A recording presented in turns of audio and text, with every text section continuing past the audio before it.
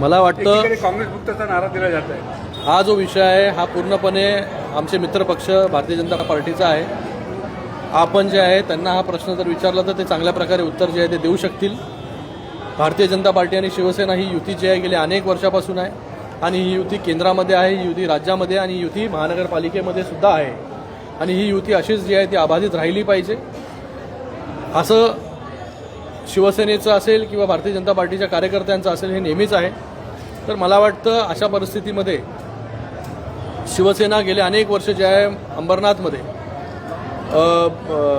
शिवसेनेची सत्ता होती, चांगलं काम जे आहे अंबरनाथमध्ये शिवसेनेच्या कार्यकाळामध्ये झालं, मोठ्या प्रमाणामध्ये निधी आला, मोठ्या प्रमाणामध्ये वेगवेगळ्या वास्तू उभ्या राहिल्या, स्पोर्ट्स कॉम्प्लेक्स उभे राहत आहेत, त्याचबरोबर अंबरनाथ शिव मंदिरचं काम त्या ठिकाणी चालू आहे आणि मला वाटतं आत्ता जो काही निर्णय त्यांना घ्यायचा असेल तरी शिवसेना जी आहे ती शिवसेना डेव्हलपमेंटमध्ये विकासाच्या राजकारणामध्ये जे आहे हे नेहमीच जे कोणी असेल त्यांच्याबरोबर जे आहे हे नेहमीच राहणार।